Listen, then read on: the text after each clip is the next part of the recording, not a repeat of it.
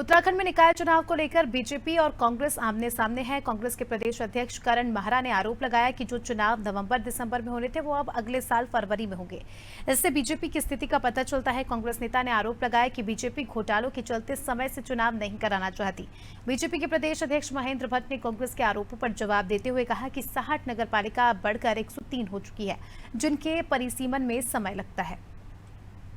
फरवरी 2024 में प्रकाशन होगा इलेक्ट्रॉल्स का, और जो चीज़ दिसंबर में 15 दिन पहले या 15 दिन बाद तक हो जानी चाहिए थी, मतलब 15 नवंबर से 15 दिसंबर के बीच में जो चीज़ हो जानी चाहिए थी वो फरवरी में चले गई।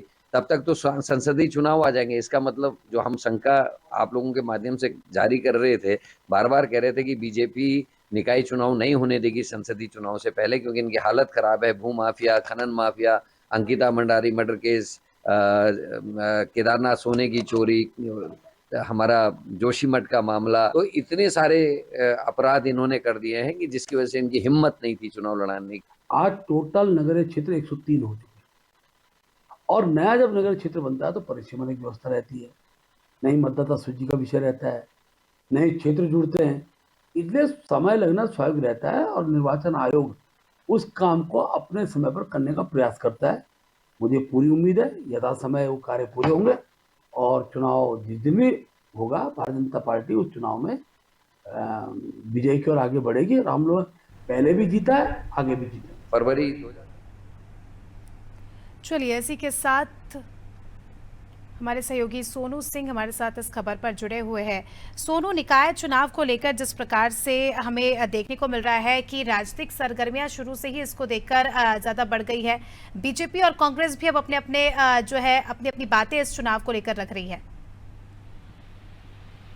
देखिए, विपक्ष जो है वो कई सवाल खड़े कर रहा है और सत्ता पक्ष की तरफ से अपने तर्क जो है वो रखे जा रहे हैं।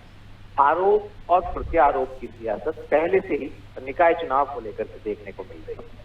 हालांकि नगर निगम प्रशासन के अपने तर्क हैं और सत्ता पक्ष के जो बीजेपी के प्रदेश अध्यक्ष हैं वो भी इस बात को कह रहे हैं कि पिछले जब चुनाव हुए थे तो उस समय जो नगर निकाय की जो परिसीमन की स्थिति थी उसका दायरा बढ़ा है और इसके लिए एकल सदस्यीय आयोग का गठन किया गया है और जो आरक्षण की व्यवस्था है वो भी की जा रही है और जो परिसीमन का दायरा है जो बढ़ा है उसका परिसीमन भी किया जा रहा है। हालांकि दिसंबर में जो हमें जानकारी प्राप्त है उसके मुताबिक दिसंबर में इनका कार्यकाल जो है वो पूरा हो रहा है और ऐसे में तमाम तथ्य जो दिए जा रहे हैं उसके लिहाज से तो साफ साफ जाहिर है कि जो ये व्यवस्था है निकाय की वो अब प्रशासकों के हवाले होगी और प्रशासकों के स्तर पर ही इस व्यवस्था का संचालन किया जाएगा। फरवरी माह की बात कही जा रही है, लेकिन फरवरी माह तक क्या परिसीमन जैसी व्यवस्था जो है वो पूरी दुरुस्त हो जाएंगी और जो सत्ता पक्ष की तरफ से तर्क दिए जा रहे हैं क्या वो तय अनुसार हो जाएगा। आने वाले समय में उत्तराखंड में लोकसभा के चुनाव भी हैं, तो ऐसे में क्या उस दौरान सरकार और राज्य निर्वाचन आयोग क्या उस दौरान इन निकाय के चुनावों को कराएगा, ये देखना। बिल्कुल, अभी देखने वाली बात होगी कि कब तक जो है ये देरी खत्म होती है, क्योंकि लगातार राजनीतिक सरगर्मियां भी इस पूरे मुद्दे को लेकर बढ़ती नजर आ रही है। बहुत बहुत शुक्रिया आपका हमारे साथ जुड़ने के लिए और तमाम जानकारी के लिए।